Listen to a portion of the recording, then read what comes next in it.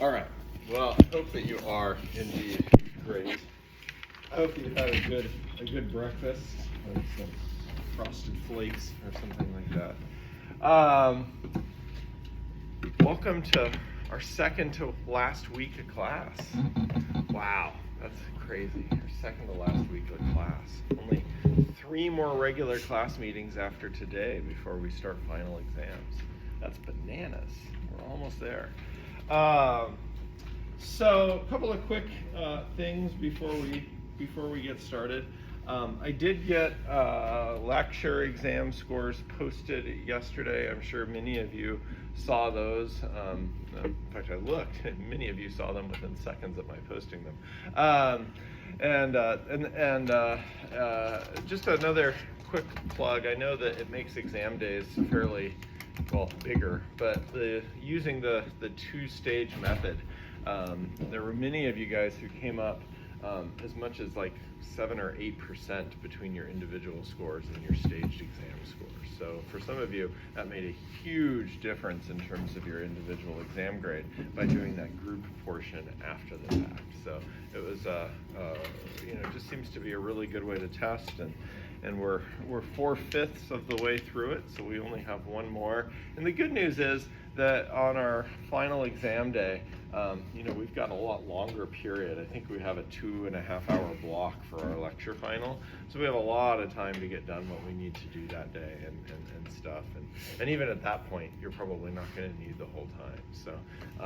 So only one more lecture exams test. And then we do have our lab exam 5, of course, during finals week as well. Just a quick reminder, please look at the syllabus and the final exam schedule. It is ever so slightly different than our normal class schedule. Most noteworthy, you guys have your lab exam on Monday, I believe, of finals week, if I remember correctly. So, we obviously normally meet Wednesday, Friday. You guys have your lab final on Monday of finals week. So it's a little bit different. So if you need to make arrangements to be here on Monday of finals week, now might be the time to start making those arrangements. But overall, things look good. I looked at your guys' ideas for your semester projects. I need to give you guys scores for those still. I know that for whatever reason they default to 0. They used to not do that. Canvas must have made some changes. But I read them all. I just need to give points for them still. But they all look great. You guys have really, really good ideas. So I'm looking forward to seeing the articles that you guys find for your final projects. We're just trucking along. Does anybody have any questions before we get started on today's material? No? All right, I got an important question. Okay, we got to get this out of the way before we get started today. For Thanksgiving, mashed potatoes or stuffing? How many of you guys are in the mashed potatoes camp? Like, if you can only have one of the two, like one of the two, mashed potatoes, stuffing. How many of you don't like your carbohydrates moist in any way, shape, or form? Yeah? Okay. All right. Well, all right. So let me see again real quick. Mashed potatoes, stuffing. It looks like it's about a 50-50 split. Interesting. All right. It looks like mashed potatoes might have a few more votes. I didn't count, but it looks like mashed potatoes might have a few more votes. That's interesting. Okay. Very different from my Tuesday afternoon lab, which was strongly in the mashed potatoes camp, like overwhelmingly in the mashed potatoes camp, which surprised me. Okay, because we've had in our department, we've had a bracket going for a couple of weeks now, and we're finally in the championship round. The bracket started out with 16 Thanksgiving foods, and we're down to the last 2. Not surprisingly, the last 2 are mashed potatoes and stuffing. And stuffing is destroying mashed potatoes. Like I think it's like 12-4 right now, or something like that in terms of votes. So it's always interesting to see how things go. But I guess it's just a question of whether you like liquid starch or wet bread. I don't know. I prefer wet bread. I'm definitely in the stuffing camp. We had a Friendsgiving dinner for our Cub Scout pack last night. I ate my weight in stuffing, so I'm already starting the Thanksgiving carbo load.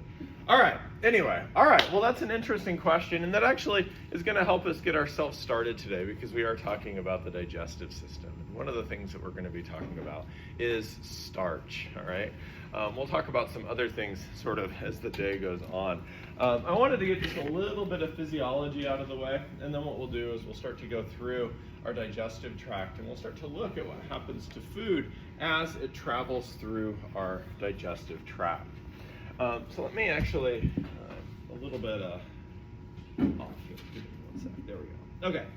So last week we had talked a little bit about some of the anatomy of the digestive tract. We started looking at the stomach in lab on Friday. Excuse me for 1 sec.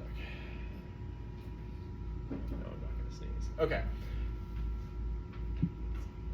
It's gonna show up. Just give it a second. Okay. So we had talked about, though, in lecture, though, about the main jobs of the digestive system, and we had said that the main jobs were digestion, absorption, secretion, and motility. Right? We have to move things through the gut. And that's the job of smooth muscle. I know that in 50A we talked about skeletal muscle to a nauseating degree. Earlier in the semester in this class we talked about cardiac muscle. We finally need to talk a little bit about smooth muscle. We don't really talk about it as much, for better or for worse. I guess it depends on how you look at it. But I wanted to say just a couple of things specifically about the smooth muscle in the GI tract. So. Just like cardiac muscle, we see things that are very similar to gap junctions, and in smooth muscle in the GI tract. And what that does is it creates segments of the GI tract that contract at once. Okay, it's not a continuous connection. When it's all said and done, from mouth to anus, your GI tract is well over 30 feet long, right? So that entire 30 feet of GI tract is not connected by one linkage of gap junctions. But we do have segments that are connected by gap junction, and perhaps unsurprisingly, we call those contractile segments. And different segments exhibit different types of contractions. Smooth muscle can have a couple of different types of contractions. The first one are what we call tonic contractions. And tonic contractions are defined because they can be sustained for up to hours on end. This is one of the interesting characteristics of smooth muscle, is unlike cardiac muscle, unlike skeletal muscle, smooth muscle can maintain really strong continuous contractions for hours, and in some cases even days on end, right? Again, cardiac muscle and skeletal muscle don't have that ability. Probably the best exhibition of this is in sphincter muscles. We have several areas of circular muscle that we call sphincter muscles that divide different parts of our gastrointestinal tract. You guys saw two of them in the stomach the other day. You saw the cardiac sphincter that divides the esophagus from the entrance to the stomach, and you saw the pyloric sphincter that divides the pyloric region of the stomach from the duodenum of the small intestine. We have the ileocecal valve that you guys also saw the other day. That's a sphincter that is going to essentially act as a valve that allows only one-way flow of material between the small intestine and the large intestine. And then, of course, we have the anal sphincters as well that are going to essentially close the rectum off from the outside environment, right, from the rest of the outside environment. So those tonic contractions can be sustained for very, very long periods of time. Okay. Phasic contractions are another type of contraction that smooth muscle exhibits. And these cycles of contraction and relaxation last only a few seconds at a time. And they tend to be a little bit more random, right? One of the things that we saw with cardiac muscle is that the phasic contractions, if you will, in cardiac muscle were exceptionally regular, right? I mean, cardiac muscle, by definition, is very, very regular in terms of its contractions, okay? Phasic contractions are a lot more random. So let me kind of show you what that looks like.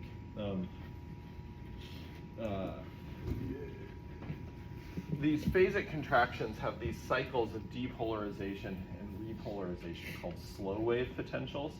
And there are pacemaker cells in the smooth muscle called interstitial cells of Cajal. So it kind of looks like this. If we're looking at membrane potential right here, we see that the depolarization is largely random. There's not really a pattern to it. We have a little bit of a depolarization right there.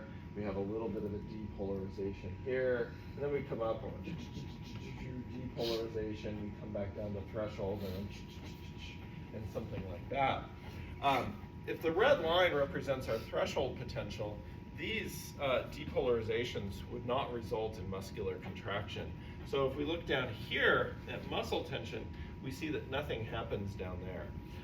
But these guys would actually allow for contraction to occur, and we would see muscle contractions occur. Okay? So it's a very random sort of a thing that we see with these phasic contractions in these contractile segments of our GI tract. And again, they originate from essentially what are pacemaker cells called the interstitial cells of Cajal. These are named after a very prolific Chilean physiologist, Santiago Cajal. So he's got his name on a lot of things. He was a very proliferative physiologist when it came to smooth muscle physiology and neuronal physiology and things like that.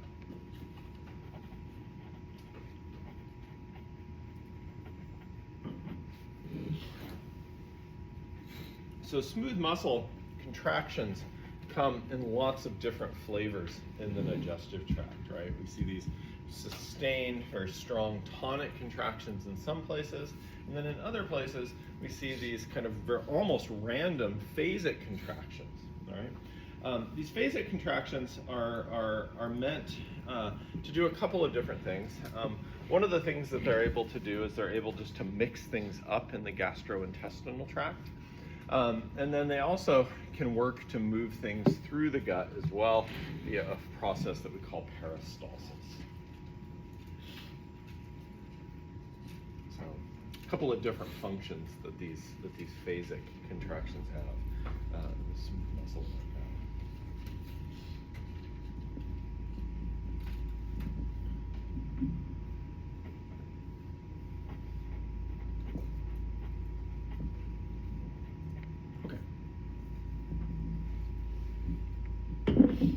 So again, we're not going to spend a ton of time talking about smooth muscle. I just kind of wanted you to know that it is, of course, the dominant muscle in our digestive tract, and it does a lot of different things.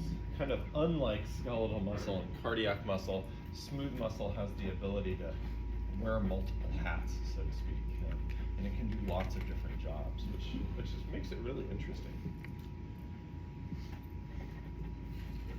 Okay. Let's talk a little bit about the regulation of gut function. All right. So we are going to talk about a lot of these different functions as we sort of go through this, and I want to kind of couch them in the context of a meal, right? Of the food that we eat. But when we get down to it, we're going to see that of the four functions that the digestive system has, the two that are regulated are motility and secretion. All right, we have really tight regulation over how fast the gut moves food through it and what's being secreted. But as far as digestion and absorption goes, there's really no regulation there at all. If you have something in your gut, you're going to break it down. And if there's nutrients to be absorbed, you're going to absorb those nutrients. Like, we can't really turn those transporters for absorption on or off. They're just kind of always on. And if there's something there, it gets moved across the membrane. But we do regulate motility and secretion very, very closely. Last week, we looked at the anatomy of the gastrointestinal tract, and we saw that there were two nerve networks in it. The first one was at the very top of the submucosa. We called that the submucosal plexus.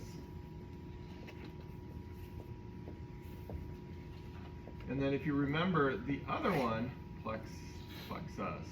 And then if you remember, the other one was sandwiched in between the longitudinal and the circular layer of muscles in the muscularis externa. We called that the myenteric plexus.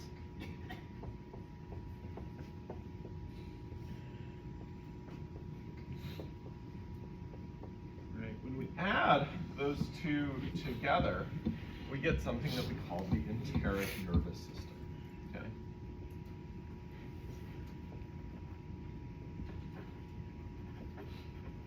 When we add those two layers together, or those two nerve networks together, we often refer to them together as the enteric nervous system.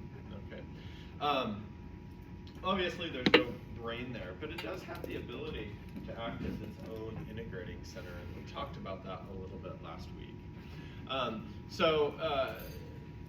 When signals arise, when sensory stimuli in the gut arise, a lot of times the enteric nervous system can act as its own integrating center, and it can initiate a response. Okay? So some of these stimuli and responses never even go to our central nervous system. They never go to our brain or our spinal cord. The enteric nervous system handles all of it by itself, which is really kind of remarkable.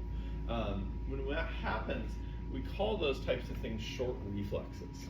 Okay, so when we have a stimulus, that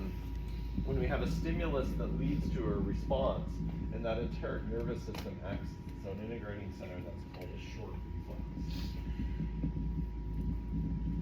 But what makes the digestive system so complicated is the fact that the CNS can also act as an integrating center, and there's lots of examples where that happens.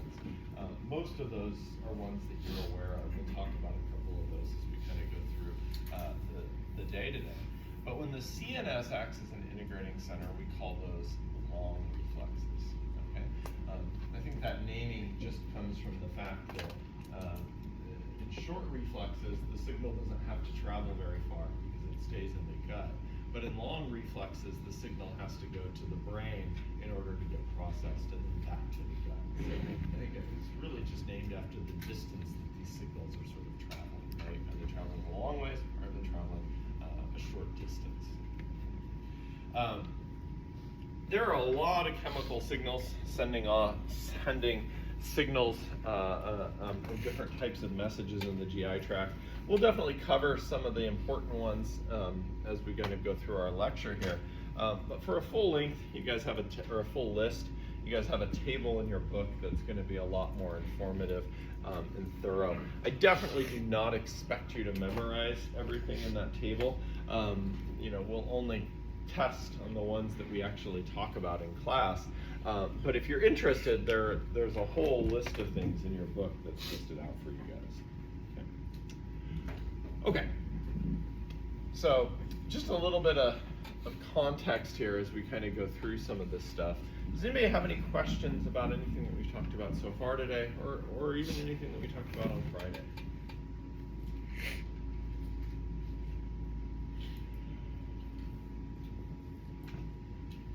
No? Okay. All right, so if there's no questions, what I would like to do is, I think I'd like to go through the digestive process and kind of start by putting food in our mouth, right? Start with the beginning and work ourselves all the way through to the end and talk about what happens at each point along the way, okay? This probably will take us the majority of the day today, and then of course if we need to finish anything on Friday, we will do that. But I think we should be in pretty good shape getting this done by the end of the week. But I think if we start at the beginning and go all the way through to the end, I think that tends to work pretty well. Before we start, let's think a little bit about our major groups of macromolecules again. I know I asked you guys this last week, but let's put some of these things into context.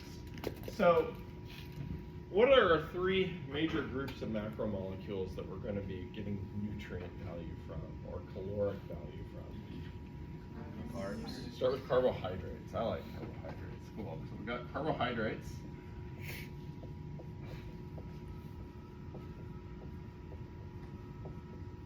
Okay. What else?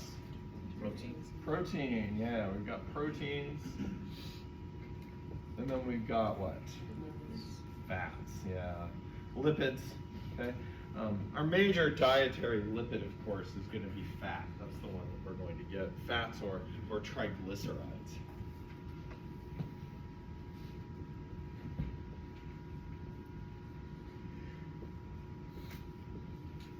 Okay, fats or triglycerides. I wanted to take a few minutes and I wanted to take a look at each of those groups of macromolecules in a little bit more depth, so that you guys, kind of as we go through this, you have the structure of these guys in the back of your brain just a little bit, and you understand where we're usually starting with.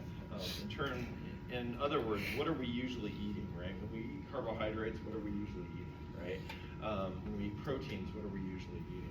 So what are we starting with, and then where do we need to go, right? What do we need to get these guys broken down to? But also, what are the challenges that we encounter with each of these groups of macromolecules, right? So that's the other thing that I kind of want to start to think about a little bit. So I want to put these major macromolecules into context, so that as we start to talk about digestion, you kind of have an idea with each one of them what we need to get done. All right. Let's start with carbohydrates. So carbohydrates, when you eat carbohydrates, what form are they in? Bread. Bread's a great example of a carbohydrate. What kind of carbohydrate makes up bread?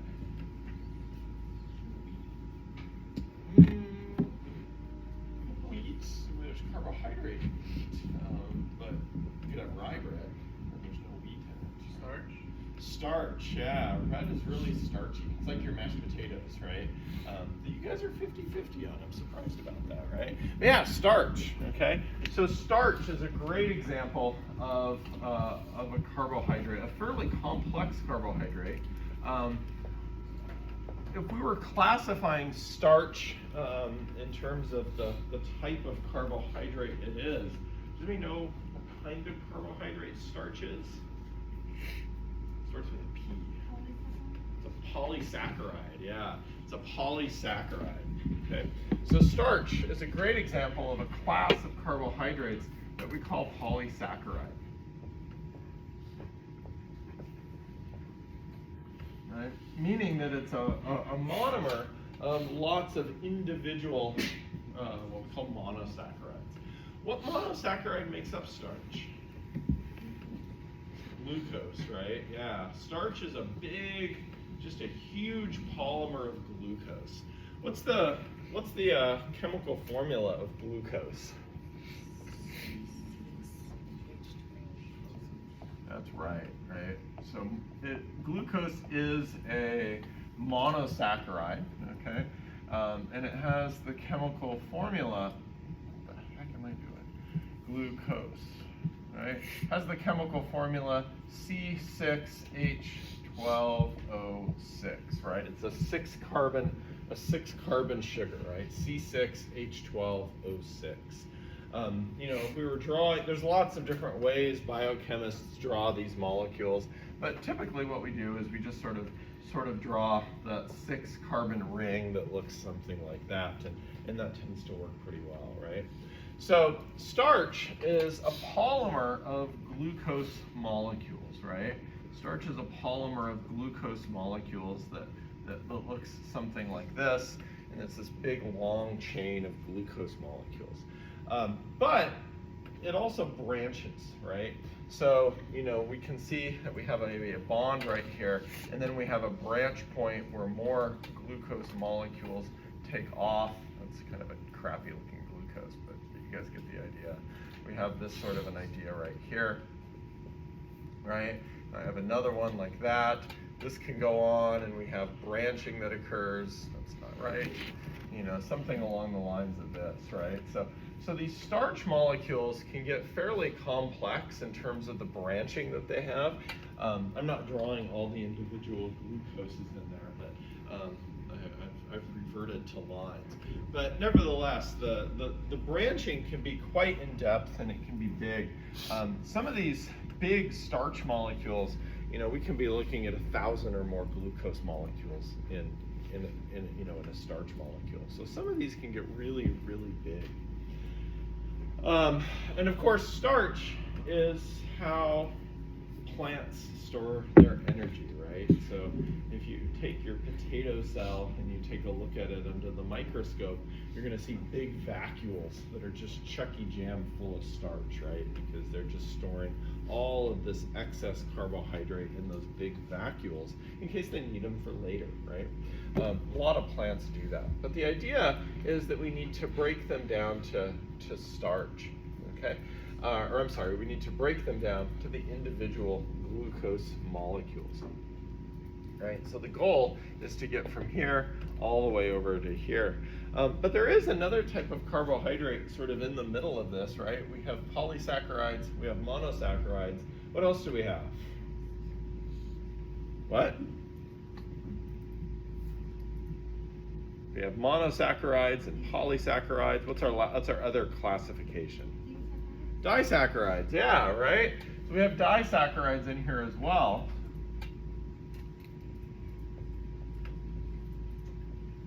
Right? What are some common disaccharides? So starch is a really common polysaccharide that we run into, especially at this time of year. But what are some common disaccharides that we run into in our diet? Fructose is a monosaccharide, but it's an important monosaccharide. So fructose is another good one here, right? So fructose is over here. That's an important monosaccharide. But did anybody make coffee this morning? No? Well, you lost out. Oh, you did? Okay. Did you put sugar in your coffee? Sugar creamer? Okay. Does anybody put sugar in their coffee? Table sugar? No? Table sugar is sucrose, right? It's a disaccharide, right? So sucrose is a really common disaccharide that we run into on almost a daily basis. Did anybody have cereal for breakfast this morning? Did anybody put milk in their coffee? That doesn't count. Look at you, all healthy and stuff. That's all I ever buy too, by the way. But that's all right. It's really hard to milk those almonds, but we get it done. All right.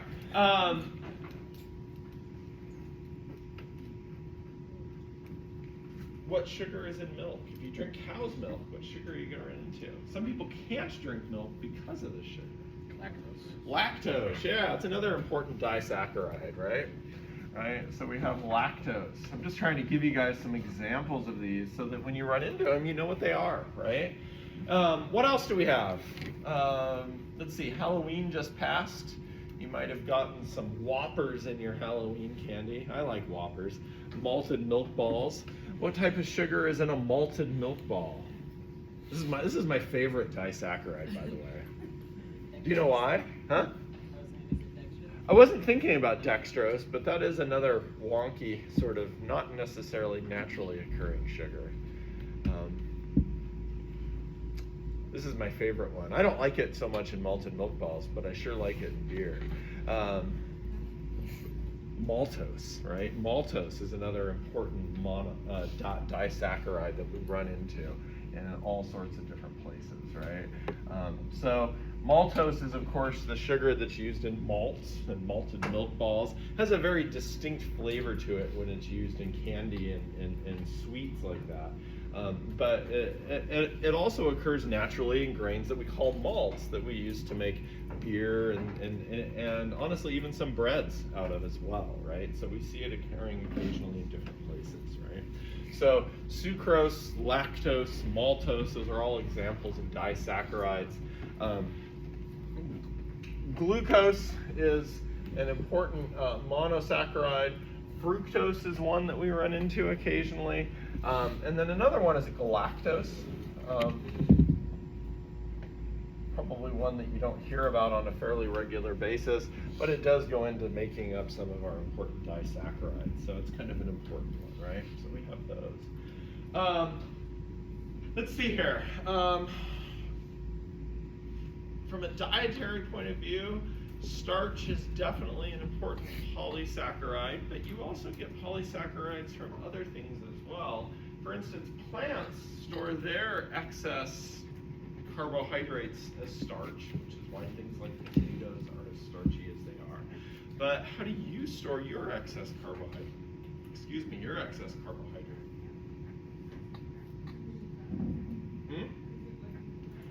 You do convert some of it to fat. We're not going to go down that road. But we can store a little bit of it in our muscle and in our liver. The hormone glucagon breaks it down.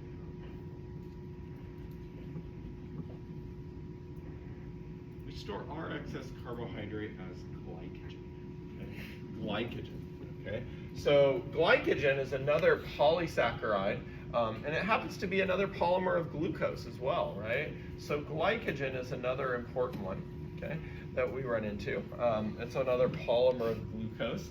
I would imagine when you eat meat, you probably are getting a little bit of glycogen that you're going to need to break down. Starch is, of course, the big one, but glycogen is there as well. And then the other one that we have that we run into a lot is also in plant material, because plant cells have something animal cells don't. What's that?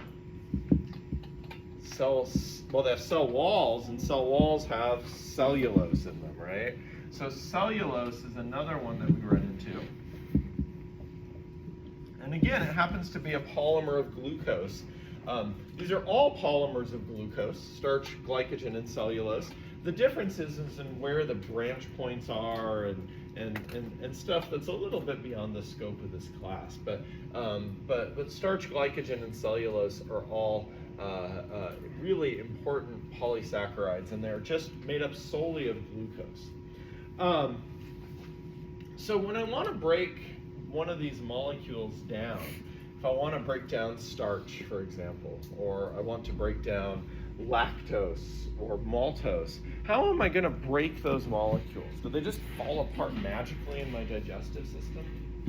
No, they don't, right? That would really make my job boring if that was the case. But what do we need to break those molecules down? We need to break those bonds. We need enzymes, right? We've got to have enzymes. So again, part of the secretion process through all of this is that we're going to have just tons of enzymes that we're going to have to sort of deal with, right? So for instance, lactose. What's the enzyme that breaks down lactose? Lactase. Yeah, we all know that one, right? In fact, if you ever buy lactose-free milk, right, look at the ingredients. The ingredients are milk and lactase, right? They just add that enzyme in there and they just break that lactose down before it gets to you. It's kind of interesting, right? What do you think the enzyme that breaks down maltose is? Maltase. Hey, you guys are getting it, right? Yeah, right? You're getting it. Just so happens, we'll talk about some of the others as we get through it. One of the interesting ones about cellulose is obviously we eat plant matter, right? Some of us eat more than others, but anytime you eat an apple or an orange or a banana or a salad or whatever, you're getting cellulose because you're eating plant matter. Some plant cell walls have more cellulose in them than others. Some of them don't have very much, some of them have a lot. But you're obviously getting some of the cellulose. Turns out we don't make the enzyme cellulase. In fact, no animal makes the enzyme cellulase. So we've got to have a way to break that down, and the answer is symbiotic bacteria. Okay, so most of the animals that eat and actually get nutrients from cellulose are going to have some sort of symbiotic bacteria in their gut that are going to be making cellulase that allow them to break down this plant material. We're okay at it. We'll get to that a little bit later on, but a lot of the cellulose that we eat does pass through our gut undigested. This is what we often refer to as dietary fiber, right? This undigested plant material that kind of goes through our gut as fiber. And it turns out that that also serves a purpose. That helps us go to the bathroom when we need to poop. So it's kind of an interesting one. Even termites, which I mean are like known for eating only wood, don't make the enzyme cellulose. They have symbiotic bacteria in their gut that allow them to break it down. So even termites, these dedicated wood eaters, are not able to break down the cellulose in the wood that they use. It's pretty remarkable. They have to have help from bacteria as well. Right? All right, so that's a pretty solid outline of some of the things that we're going to run into. But again, we have to get from big molecules to small molecules. You guys have pretty much nailed it, right? We've got to have enzymes to do that. What are the problems that we're going to run into with carbohydrates? There are a lot. The biggest one is the branch points, okay? Where these molecules branch, like we see right here, or right here, or right here, or right here, sometimes the enzymes we have a really hard time with those branch points, and we'll talk about that a little bit when we sort of get to some of the breakdown. But that's kind of one of the struggles that we're going to run into. All right. All right. So it's a good summary. Again, it's good to sort of think about the structure of these molecules and think about how they're put together so that we know what we have to do to be able to break them down. There's not a fifth floor in this building. Somebody must be on the roof. All right, so anyway, let's talk about proteins really quickly. What are the building blocks of proteins? Building blocks of proteins are indeed amino acids, right? How many different amino acids are there? There are, how many? Just 20. Nice round number, yeah. 20 amino acids, right? There are 20 amino acids, right? So our proteins are made up of amino acids, okay? And they are just these chains of amino acids, right? So we've got our chain of amino acids right here. Right, so these are our amino acids. And then they're joined together by bonds called what? Peptide bonds, yeah, right? They're joined together by peptide bonds. Okay, so that is a peptide bond that we see right there, and we see another one right there, right? So we have the building blocks are amino acids, and we have peptide bonds, okay? You do have 20 amino acids, okay? So as far as proteins go, there are 20 amino acids.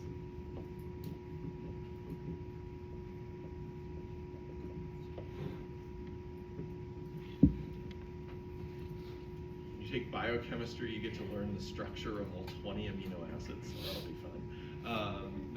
We're not going to do that in here, though. You get to do that when you take biochemistry. 9, though, of those 20 amino acids are what we call essential amino acids. What does it mean for an amino acid to be essential? Exactly, right? That's one that you have to get from your diet, right? The other 11, you have the ability to make from other amino acids. So let's say that I'm running low on some non-essential amino acid. I have biochemical pathways that I can use to make more of it from other amino acids. These 9 essential amino acids, though, are ones that I have to get from my diet, meaning that I cannot make them if they're running 20 amino acids, 9 of them are what we call essential, right? So, you know, I usually think of amino acids like the letters in the alphabet, right? Even though there are 26 letters in our alphabet, I still think about them like an alphabet. And we know that we use the letters in our alphabet. We put the letters together in a lot of different ways to make different words, right? And we do the exact same thing with our amino acids. We can put the amino acids together in all sorts of different combinations to make all sorts of different proteins that do different things in our bodies, right? And as a result of that, we're going to see that they have different shapes, right? But the majority of our amino acids, right, we start out with this amino acid sequence, are going to take on some additional structure as a result of that amino acid sequence. What did we call, what level of protein structure is this, where we're just looking at the sequence of amino acids? It's the primary structure, right? But we also have secondary and tertiary structure as well. We even have some proteins that have a quaternary structure like hemoglobin that we looked at earlier in the semester, right? So usually when we ingest proteins, when we eat proteins, we're going to be looking at an amino acid chain that is folded in some way, right? Because it has a very specific job, okay? So we're going to be looking at something like that, right? Where it has this very complex three-dimensional structure, okay? This is an example here of what we call maybe tertiary structure, right? There's tertiary structure that we see right here. So with proteins, when we eat proteins, we have kind of a couple of challenges. The first thing that we have to do is we have to somehow unfold that tertiary structure, right? We have to get this protein unfolded so that when we get to the primary structure, we can actually cleave off the individual amino acids. So the digestion of protein is kind of a two-step process, right? We have to first unfold it somehow, and then we can start to break apart the individual amino acids. But we can't do that until this mess is all unfolded. We have to figure out a way to do that. We don't have somebody who's very patient sitting in our digestive tract unfolding it very nicely, right? We have to have chemicals help us with that process. Okay. It's worth noting that your proteins vary quite a bit in terms of their digestibility. Some of them are really easy for us to break down and unfold and break down. Other proteins are a lot harder for us to break down and aren't really that digestible. So as an example, like egg protein, the protein that we find in eggs, is really easily digestible. We break it down very, very easily. But a lot of plant proteins are a lot harder for us to break down. They aren't nearly as easy for us. So they vary quite a bit in terms of their digestibility. And that's just because of the diversity of proteins that we run into, right? We run into a huge diversity because we can combine those 20 amino acids into lots and lots of different combinations. So there's a huge diversity of protein, and as a result, there's a big diversity of digestibility. Okay. All right, and then finally, our last group of macromolecule are fats. Thankfully, we don't spend a lot of time on any other major groups of lipids other than fats. But the fats are the way that we get most of our lipids. So let's take a quick look at some fats. First of all, what's the structure of a fat? Just remember. Plus what else? It isn't just fatty acids. They don't float in space. Plus what? No, phospholipids are cell membranes. Here, I'll even come over. What's another name for a fat? Do we also call them triglycerides, perhaps? My old friend, the triglyceride.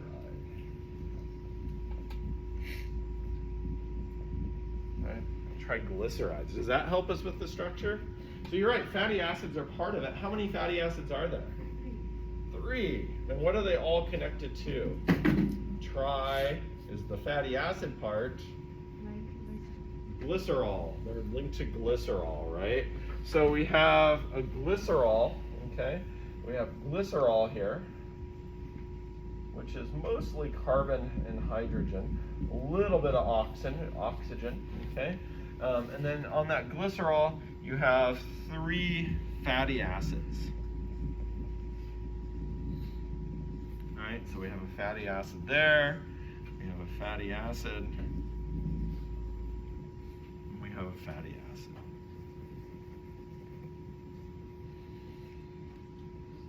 Okay.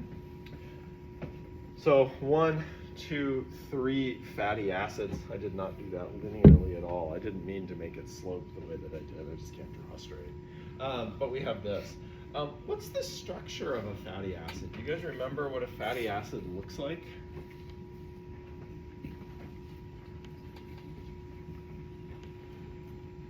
Fatty acid, by definition, is not going to have very much oxygen in it at all, because oxygen is so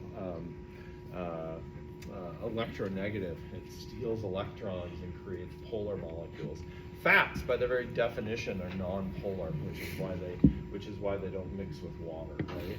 So not much oxygen at all. Like I said, there's a tiny bit of oxygen in the glycerol, but not a lot. But the fatty acids that make up the majority of these are these long hydrocarbon chains, right? So if I take a look at a fatty acid here, what I'm going to look at is I'm going to look at a really long chain of carbons. Carbon after carbon after carbon. And then we're going to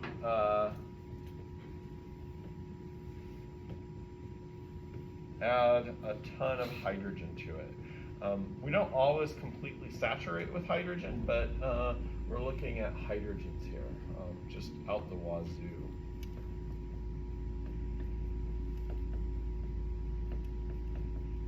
All right, and that's what would be linked to that. Let me put the screen up just for a minute here.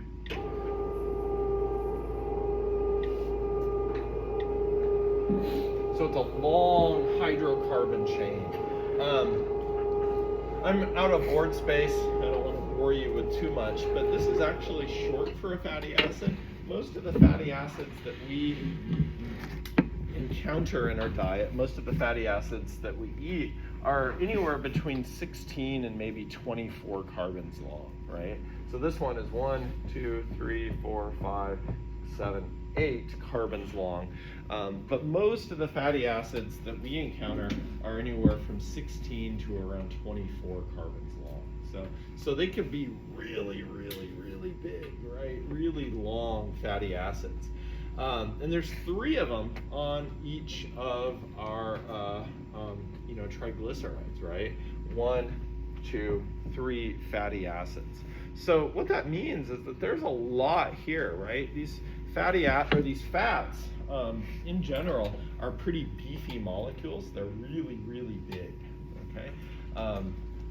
Turns out they're not hard for us to break down, but they're really, really big. And that's going to be slightly problematic for us when it comes to absorbing the fats into our bloodstream. And we'll talk about that when we get to it, right? But in terms of challenges, the digestibility is there. We break down fats really well, but we just have a hard time absorbing them because they're so stinking big.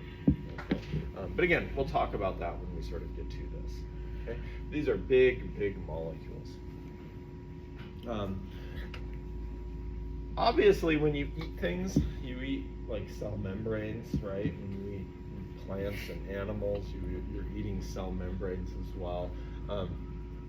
We don't really get like caloric value from all of the phospholipids and stuff that we eat, so we don't normally talk about those. But fats or triglycerides are a major source of calories from lipids. All right. Okay. A little bit of a biochemistry review. That's what you guys all wanted this morning, right? All right, cool. Let's go ahead then. And what time is it? Oh, it's almost 9 o'clock. Shit. Okay, never mind. I was going to start with some stuff, but this is all right. We got some groundwork laid. This morning in lab, we'll start kind of going through some of this. We'll kind of correlate what